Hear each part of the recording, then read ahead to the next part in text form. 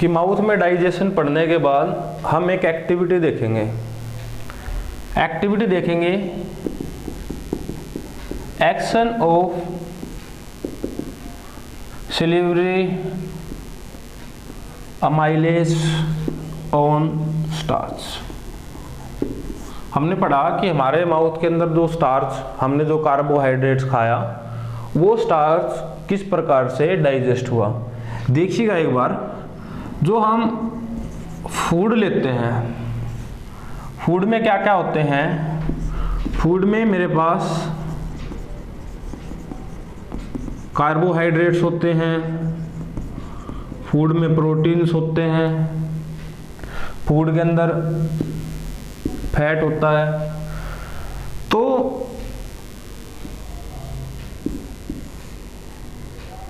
जो हम खाना खाएंगे, जो मान लीजिए मेरे पास कॉम्प्लेक्स कार्बोहाइड्रेट, स्टार्च है, सेलुलोज है, वो डायरेक्टली मेरे ब्लड के अंदर एब्जॉर्ब नहीं होता। जो डाइजेशन है ना, वो डाइजेशन क्या करेगी, इन कार्बोहाइड्रेट्स को सिंपल कार्बोहाइड्रेट्स के अंदर कन्वर्ट कर देगी, इस प्रोटीन को सिंपल चीज जैसे अमीनो एसिड के अंदर कन्वर्ट कर देगी, फैट को फैटी एसिड के अंदर कन्वर्ट कर देगी, ताकि जो कार्बोहाइड्रेट है और प्रोटीन है ये ब्लड के अंदर क्या हो सके, एब्जॉर्ब हो सके। और जैसे फैट है ये ब्लड के अंदर नहीं, ये लिम्फ के अंदर एब्जॉर्ब होगा। तो ये एब्जॉर्ब किस प्रकार से हो, तो जैसे कार्बोहाइड्रेट है, कार्बोहाइड्रेट मान लीजिए मेरे पास सेलुलोज है, कॉम्प्लेक्स कार्बोहाइड्रेट है, बड़ा है, वो डायरेक्ट एब्जॉर्ब नहीं हो सकता। स्टार्च है मेरे पास, स्टार्च डायरेक्ट एब्जॉर्ब नहीं हो सकता। तो डाइजेशन क्या कर रही है, इस कॉम्प्लेक्स कार्बोहाइड्रेट को सिंपल कार्बोहाइड्रेट्स के अंदर कन्वर्ट कर रही है, ताकि ये चीज जो है ब्लड के अंदर एब्जॉर्ब हो जाए। जैसे हम लाइफ प्रोसेस पढ़ रहे हैं, अब इस ब्लड का क्या होगा, इस ब्लड में क्या है, ये चीज़ है ग्लूकोज है, ये ऑक्सीजन लेंगे हम रेस्पिरेशन की हेल्प से, और ब्लड के अंदर जो ये ग्लूकोज है ये ब्रेक डाउन होगा with the help of oxygen, जिससे हमें क्या मिलेगी, एनर्जी मिलेगी। अब जैसे प्रोटीन है, प्रोटीन का भी क्या होना चाहिए, डाइजेशन होना चाहिए, किसके अंदर, अमीनो एसिड के अंदर, क्योंकि अमीनो एसिड ही जो है ब्लड के अंदर एब्जॉर्ब हो सकते हैं। फैट का जो है डाइजेशन होना चाहिए फैटी एसिड के अंदर, क्योंकि फैट एब्जॉर्ब नहीं हो सकते, फैटी एसिड जो है हमारे लिम्फ के अंदर एब्जॉर्ब हो सकती है। तो डाइजेशन क्यों रहा है, क्योंकि हमने जो फूड लिया है उसकी ये पार्ट जो है वो जो है ब्लड के अंदर क्या होंगे, एब्जॉर्ब होंगे। तो आइए वापस हमारी एक्टिविटी पे आते हैं, action of salivary amylase on the starch. तो इसके लिए क्या करते हैं, वही बात, 1% स्टार्च सॉल्यूशन तैयार करते हैं। ठीक है, जैसे स्टार्च कहाँ होगा, जैसे गेहूं है हम खाते हैं, रोटी खाते हैं, उसमें स्टार्च होता है, पोटैटो है उसके अंदर बहुत ज़्यादा स्टार्च होता है। तो स्टार्च हमने वहाँ से निकाल लिया लेबोरेटरी के अंदर, और हमने 1 ग्राम स्टार्च लिया,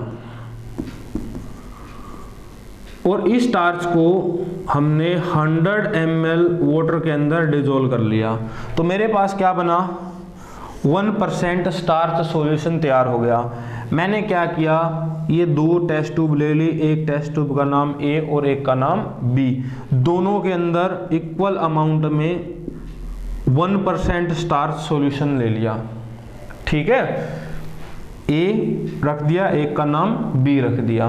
फिर हमने क्या किया, जो ए की टेस्ट ट्यूब है उसके अंदर 2-3 ड्रॉप्स ऑफ सलाइवा ऐड कर दिया हमने। ठीक है, इसके अंदर हमने ये काम नहीं किया कि इसके अंदर सलाइवा ऐड नहीं किया। फिर हम करेंगे प्रेसेंस, स्टार्च यहाँ पे है या नहीं है, तो उसके लिए हम क्या डालते हैं, उसके लिए हम डालते हैं आयोडीन। इसके अंदर भी हमने आयोडीन डाल दिया। तो हमने देखा यहाँ आयोडीन डाला तो यहाँ पर जैसे पहले बताया था कि आयोडीन डालने से क्या होगा, ब्लू ब्लैक कलर अपीयर होगा, जिससे हमें पता चलेगा कि यहाँ पर स्टार्च है। लेकिन जब हम सलाइवा डाल देते हैं तो ये जो स्टार्च है ये क्या हो जाता है, डाइजेस्ट हो जाता है। ये स्टार्च जो है डाइजेस्ट हो गया माल्टोज के अंदर, तो यहाँ पर ब्लू ब्लैक कलर जो है वो अपीयर नहीं हुआ। तो इससे हमें पता चलता है कि action of silvery amylase on the starch, कि भाई जो सिल्वरी अमाइलेज है वो स्टार्च को क्या कर देता है, डाइजेस्ट कर देता है। तो इससे हमें एंजाइम की डेफिनेशन समझ में आती है कि एंजाइम्स क्या करते हैं, कॉम्प्लेक्स फॉर्म ऑफ फूड को सिंपलर फॉर्म ऑफ फूड में कन्वर्ट करते हैं। तो ये था हमारा डाइजेशन इन द माउथ। अब हमारा टॉपिक रहेगा डाइजेशन इन द स्टमक, कि स्टमक के अंदर डाइजेशन कैसे रहेगी। फूड जो है फेरिंग्स से होता हुआ इसोफेगस में आएगा। इसोफेगस में जैसे ही फूड आता है तो फूड जो है एक सर्कुलर शेप में हो जाता है, और यहाँ पे इसोफेगस के अंदर जो है एक मूवमेंट होती है जिसकी हेल्प से ये डाउन आता है फूड। तो इसोफेगस है जैसे, तो इसमें कुछ इस तरह की मूवमेंट होती है। तो ये जो मूवमेंट होती है, इस मूवमेंट को बोलते हैं पेरिस्टेलिक मूवमेंट। क्या बोलेंगे, पेरिस्टेलिक मूवमेंट।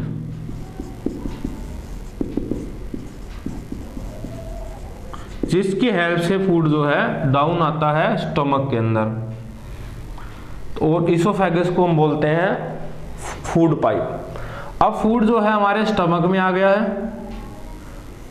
स्टमक में ये जो फूड है ये 3 to 4 आवर तक स्टोर रहता है, क्योंकि हमें भूख भी 3-4 घंटे के बाद लगती है। फिर उसके बाद ये नीचे जाएगा।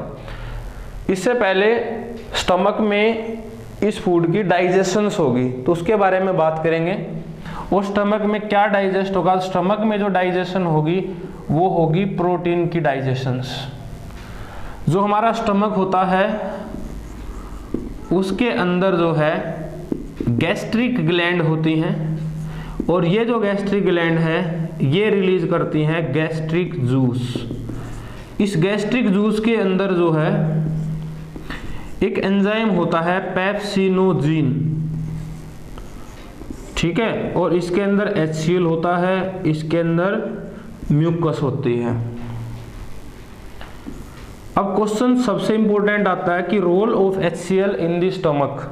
जो HCl है ये फूड को एसिडिक बनाता है, ठीक है। HCl क्या करता है, फूड को एसिडिक बनाता है, और जब फूड एसिडिक होता है तो जो गैस्ट्रिक ग्लैंड है जिसमें जो ये एंजाइम है, ये जो पेप्सिनोजीन वर्ड लगा है, इसका मतलब अभी ये जो एंजाइम है ये इनएक्टिव है, ये एंजाइम अभी काम नहीं कर रहा। लेकिन जैसे ही फूड एसिडिक हो जाएगा ये एंजाइम एक्टिव हो जाएगा, और इस एक्टिव एंजाइम का नाम हो जाएगा पेप्सिन। तो ये पेप्सिन क्या करेगा, फूड के अंदर जो प्रोटीन्स होते हैं, फूड के अंदर जो प्रोटीन्स होते हैं उसको पेप्सिन जो है वो डाइपेप्टाइड्स के अंदर, मतलब इसकी छोटी फॉर्म के अंदर इसको कन्वर्ट करेगा। तो स्टमक में किसका डाइजेशन होता है, स्टमक में प्रोटीन का डाइजेशन होता है। एंजाइम कौन सा काम करेगा, पेप्सिन काम करेगा। HCl का रोल क्या है, फूड को एसिडिक बनाना, इस एंजाइम को एक्टिव कराना, ताकि ये डाइजेशन कंप्लीट कर सके। अब म्यूकस का क्या रोल है, म्यूकस का रोल है HCl के लेवल को बैलेंस करना, इसके लेवल को बैलेंस करेगा। क्योंकि देखिए अगर HCl स्टमक में ज्यादा हो गया तो ये स्टमक की वॉल को ब्रेक कर देगा। अगर स्टमक की वॉल ब्रेक हो जाती है तो एक डिजीज हो जाता अल्सर। तो म्यूकस क्या करता है, HCl के लेवल को बैलेंस रखेगा। तो ये था हमारा डाइजेशन इन दी स्टमक। जैसे हमने डाइजेशन तो पढ़ लिया, मैंने शुरुआत में बोला था कि हमारी जो प्रोसेस है डाइजेशन की वो enzymatic as well as mechanical है, ठीक है। तो यहाँ पर जैसे इसोफेगस से यहाँ पे फूड आता है तो यहाँ पर कुछ स्फिंक्टर होते हैं। क्या होते हैं, स्फिंक्टर। स्फिंक्टर क्या करते हैं, वापस यहाँ पर मैकेनिकल ब्रेक डाउन करते हैं। जैसे इसोफेगस में भी क्या होता है, पेरिस्टेलिक मूवमेंट से थोड़ा सा मैकेनिकल ब्रेकडाउन भी होता है फूड का। तो ये था हमारा डाइजेशन इन द स्टमक। अब हम पढ़ेंगे डाइजेशन एट डियोडेनम।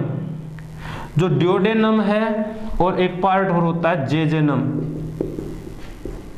डियोडेनम जेजेनम जो है ये पार्ट होते हैं स्मॉल इंटेस्टाइन के।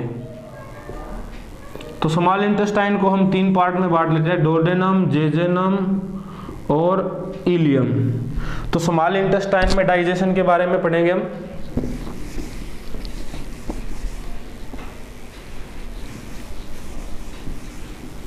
तो थर्ड पार्ट है हमारा डाइजेशन एट स्मॉल इंटेस्टाइन।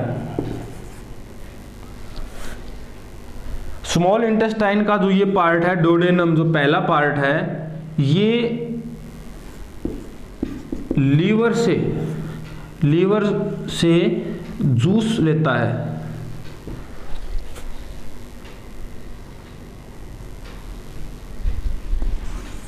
जो डोडेनम पार्ट है ये लीवर से एक जूस लेता है जिसका नाम होता है बाइल जूस।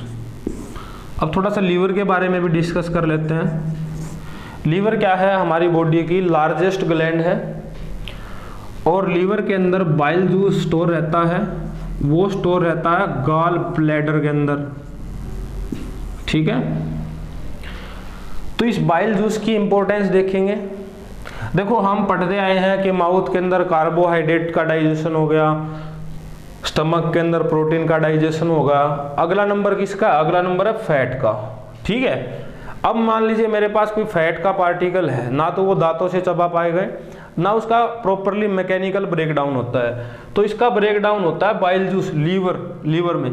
जो बाइल जूस होता है वो क्या करता है? फैट का मैकेनिकल ब्रेकडाउन करता है।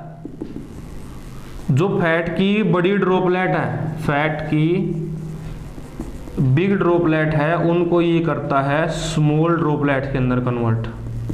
ये बहुत ही इंपॉर्टेंट क्वेश्चन है। क्वेश्चन आएगा हमारे पास कि भाई जो लीवर है वो कोई भी एंजाइम रिलीज नहीं करता, लेकिन फिर भी बहुत ज़्यादा इंपॉर्टेंट है। तो इसका आंसर रहेगा कि लीवर जो है वो फैट की जो बड़ी ड्रॉपलेट्स होती हैं उनको कन्वर्ट करेगा स्मॉल ड्रॉपलेट्स के अंदर। क्यों करेगा भाई? क्योंकि मान लीजिए फैट को ब्रेक करने के लिए मेरे पास एंजाइम है, फैट को ब्रेक डाउन करने के लिए, लेकिन फैट का मॉलिक्यूल बड़ा है तो इस पे वो एंजाइम काम नहीं कर पाएगा। तो अगर छोटा मॉलिक्यूल्स होगा तो इस पे एंजाइम काम कर जाएगा। तो इसलिए जो है बाइल जूस की जरूरत रहती है। तो लीवर जो है बाइल जूस रिलीज करेगा। जो हमारा बाइल जूस होता है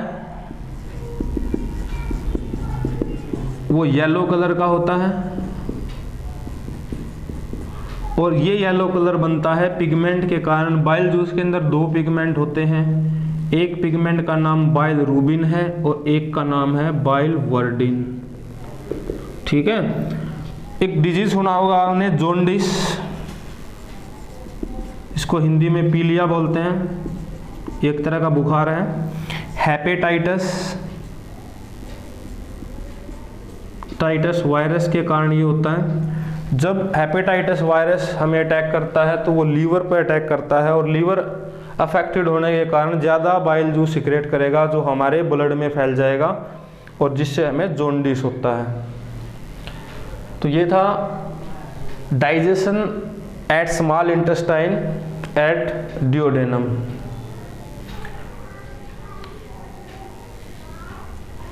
अब आगे पढ़ेंगे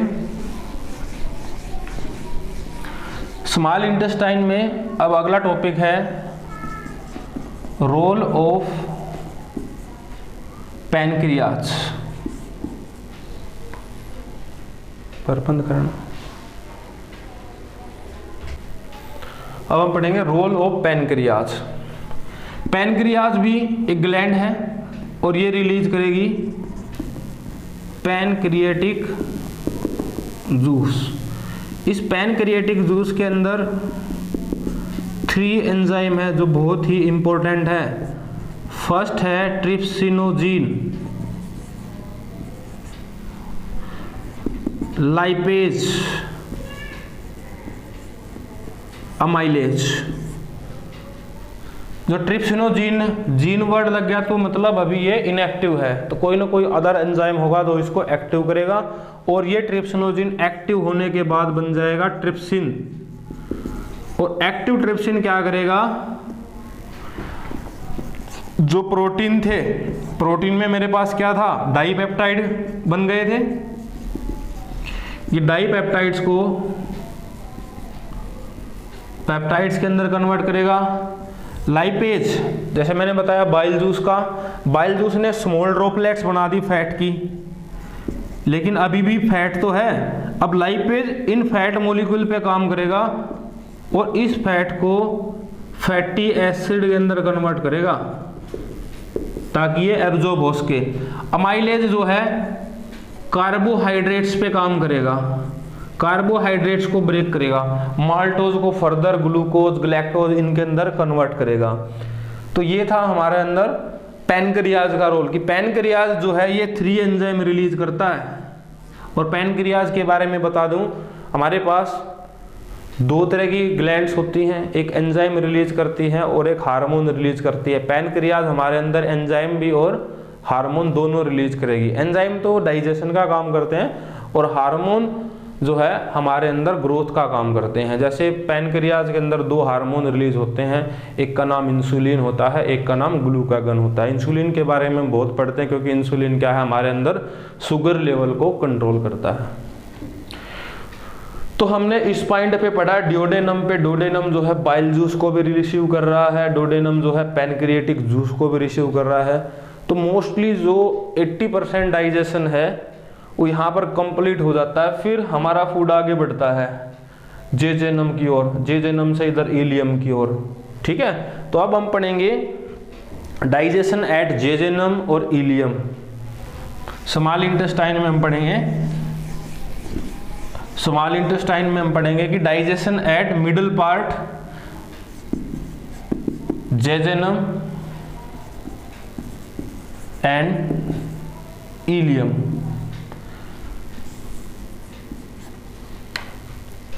जो स्मॉल इंटेस्टाइन है ये भी क्या करती है, इंटेस्टाइनल जूस रिलीज करती है। और इस इंटेस्टाइनल जूस के अंदर क्या होते हैं, एंजाइम्स होते हैं। और ये एंजाइम्स क्या करेंगे, वही एंजाइम सेम जैसे एंजाइम है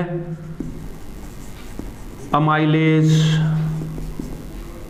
प्रोटीएज, लाइपेज, ये कार्बोहाइड्रेट का डाइजेशन करेगा, ये प्रोटीन का डाइजेशन करेगा। तो लास्ट में अमाइलेज की हेल्प से मेरे को मिलेगा ग्लूकोज, यहाँ पे मेरे को मिलेगा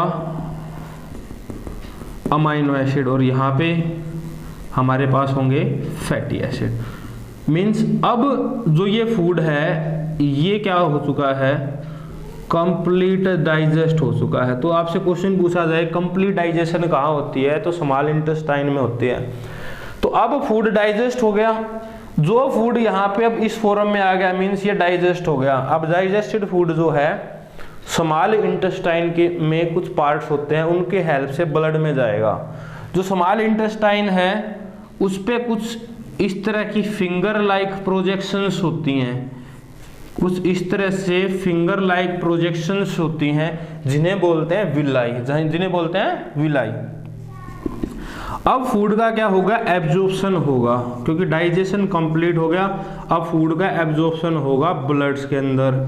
तो विलाई क्या काम करती हैं, villi are the finger like projections that help in the absorption of food into the blood.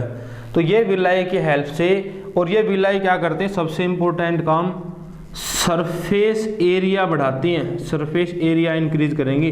जितना ज़्यादा विलाई का सरफेस एरिया रहेगा उतना ज़्यादा जो फूड हमारा डाइजेस्ट हुआ है वो ब्लड के अंदर क्या होगा, एब्जॉर्ब होगा। तो विलाई सरफेस एरिया को इंक्रीज करेंगे और जो डाइजेस्टेड फूड है उसका एब्जॉर्प्शन हो जाएगा। यहाँ पर हमारे पास ब्लड कैपिलरीज होंगी, जैसे विलाई का डायग्राम बना लेते हैं। जैसे ये हमारी इस तरह से स्मॉल इंटेस्टाइन है, इसी के साथ साथ कुछ इस तरह से प्रोजेक्शंस बनी हुई है और इन प्रोजेक्शन के साथ जो है ब्लड कैपिलरीज हैं। तो जो फूड डाइजेस्ट हुआ है वो ब्लड कैपिलरी के अंदर चला जाएगा और अनडाइजेस्टेड जो फूड होगा वो इलियम से होता हुआ लार्ज इंटेस्टाइन में आएगा।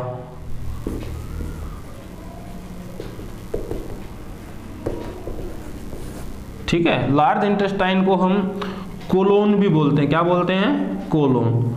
ठीक है,